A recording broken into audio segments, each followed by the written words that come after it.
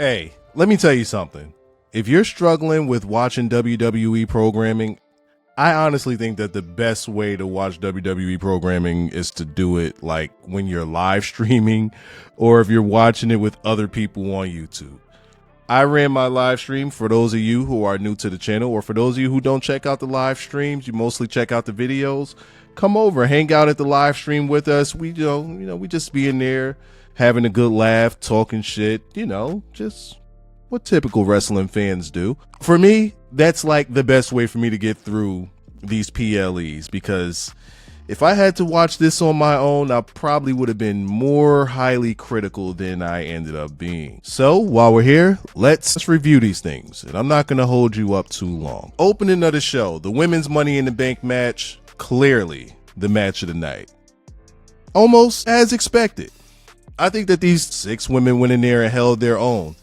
There was never a time where I felt like people were being outshined, like they weren't doing their thing or holding their own, even though I just repeated that.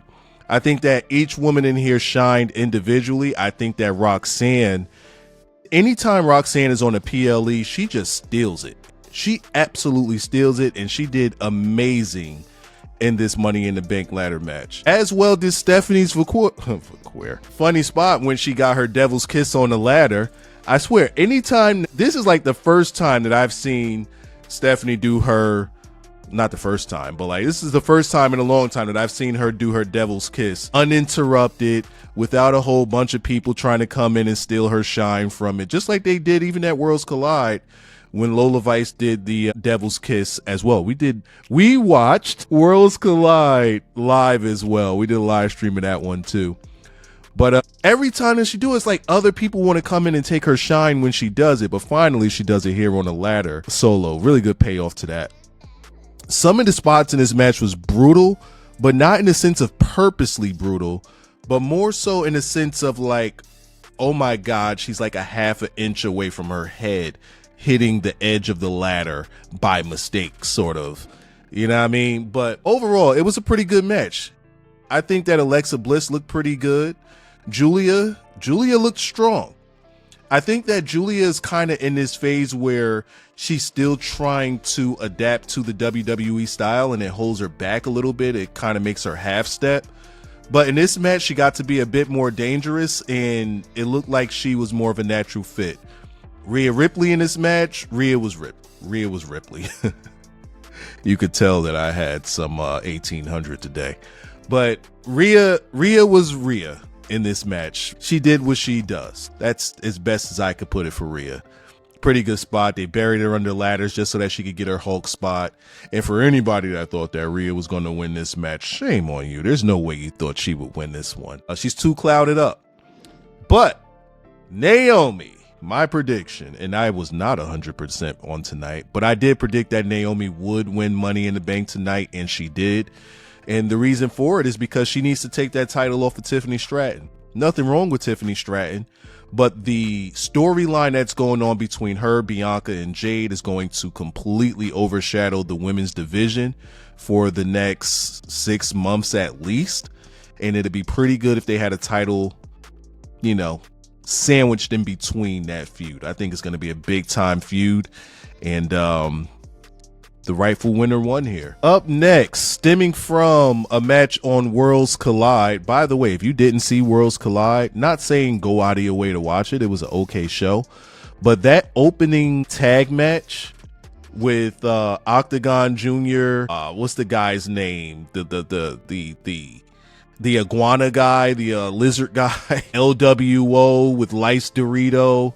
And then on the other side, they also had, oh my God, I can't remember his name. He was from Lucha Underground. Anyway, very, very exciting match. If you are longing for the days of the cruiserweights that opened the show in WCW during the Monday Night Wars, this match was that.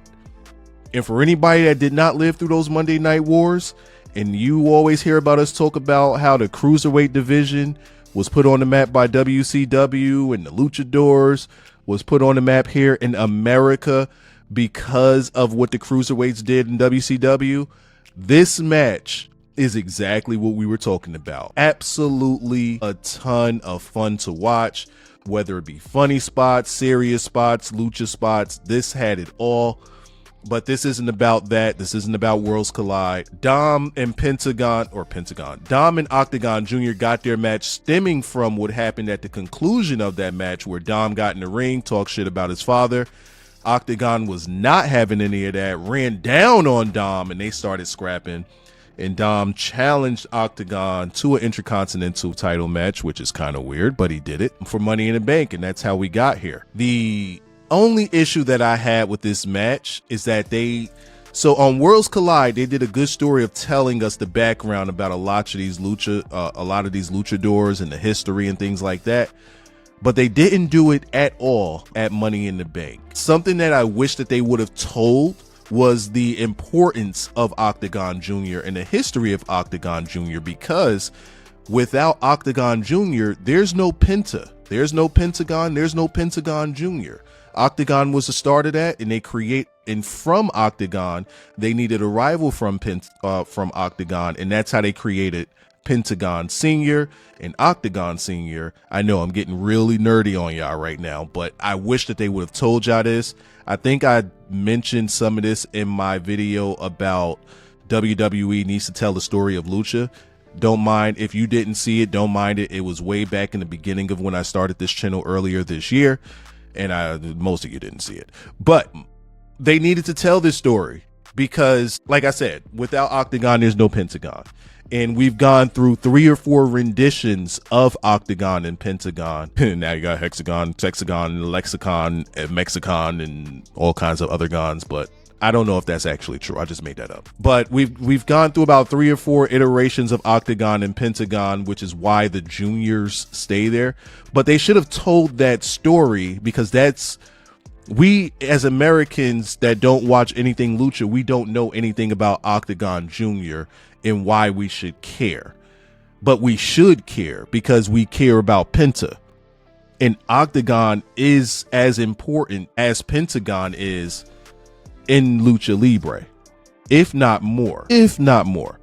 Pentagon really got over, like, with the current Pentagon that we have now. The other 2 iterations of Pentagon, while they were good rivals, they weren't what we got now. We got the best Pentagon today. Anyway, this isn't about that. This is about this match. Pretty good match. Both of them got to shine. Octagon got to show why he was so adored and so good over in AAA. And I like the thing that they got going on with Dominic Mysterio, where it's almost like he's shitting on who he is.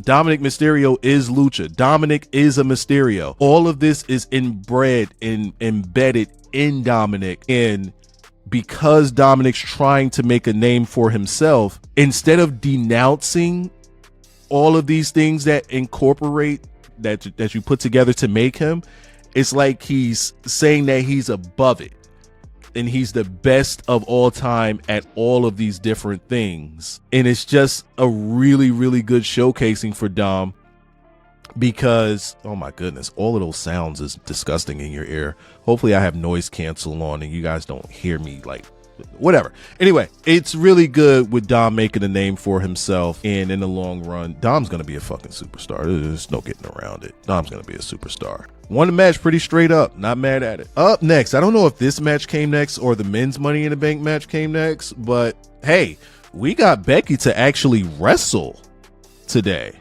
It wasn't your typical Becky brawl.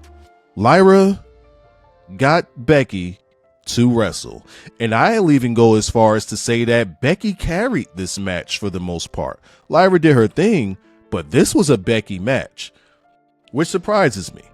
Now, I did predict for Lyra to win, but I kind of had the feeling that Lyra would lose based on her promos over the past couple of Raws. I hear that she hasn't been doing too well with them. Now, I like the way that Becky won, because the way that Becky won is kind of reminiscent of how Lyra won the match, where Lyra wins almost in a bit of a fluke sense by roll-ups, and Becky did the same thing, even though she kind of hooked the tights. And we get that part at the end of the match where Lyra has to raise Becky's hand because she beat her, and Becky wanted to milk it. She wanted her to keep raising her hand. And all I'm saying is Lyra needs to crash out. There's no way that she has to continue the humiliation. You already raised her hand. You did your part. Becky's milking it. As a babyface, we need a babyface with edge. You got to get your shit in. And she did. She hooked her. Then she got her with the Nightwing. The only problem that I had with the little last minute crash out is that she didn't get more of her shit in. She probably should have got more of her shit in. She probably should have took the title, held it above Becky just for the photo op, just for the quick clip farm. And I mean, you got to pose with it like talking shit over her or something, and then you could leave, and then you could stand in the aisle wait and do some more photo bombing, and then call it a day that way. She kind of missed the opportunity on that. She had her forehead out today. She had her hair all the way pulled back for us to see the extension of that forehead. I didn't like it, and when I saw that she showed the forehead, I knew it was over for her. Then we got the men's. I swear, this match bored me. Like it bored me, bro. First of all, Seth being in there in a Money in the Bank match full of mid-carders is insane work. LA Knight not winning this match, it tells me all I need to know. They're done with the LA Knight experience, with the LA Knight experiment. They're done with it all. It's over for that guy. Stick a fork in him. For the one time I finally stick my neck out for you LA Knight fans, and this is what he does to us, say goodbye. Never again. Penta did well. Solo Sikoa is absolutely hilarious. And on the topic of Solo Sikoa, salute to Jacob Fatu for finally coming in and crashing out on Solo, ensuring that he does not win that Money in the Bank briefcase. However, Seth was the one to climb up that ladder and get it. And now Seth has ultimate power in the palm of his hands. But other than that, this match bored me to tears, bro. What did it do? What did this match do for y'all? Am I bugging? Like, it's not that it was bad. It's that I just didn't give a fuck. Like, maybe it went on too long. That's a possibility. The match probably went on too long. I felt like there was more action in the women's match until we got the interferences. Once we got the interferences and we got the chaos, then it felt like a true ladder match. But before that, it just felt like guys going through the motions to me. I didn't enjoy it, and I guess. On the topic of not enjoying things, do we need to talk about this? We need to talk about, bro, let's be dead ass. We need to talk about this right here? Bro, this was the most boring match that I've seen in the past, I don't know how many years. I don't know the last time I've seen a match this boring. But I don't have a review for y'all here. R-Truth came back. Salute to R-Truth coming back, interfering in the match, making sure that Cena doesn't win. Salute to that. Does that mean that R-Truth is getting an extension and getting a new contract? We don't know. But he came back. Crowd wanted Truth. They got Truth. I mean, he is still a contracted wrestler. Get your ass out there and pop the crowd, kid. But other than that, there's nothing to talk about here. Nothing at all. And if you guys think that it is, leave it down in the comment section below. Drop a like on the video. Subscribe if you're new. That is all I have for this one. Sorry for the lackluster review, but this is all I got for you. This show was ass.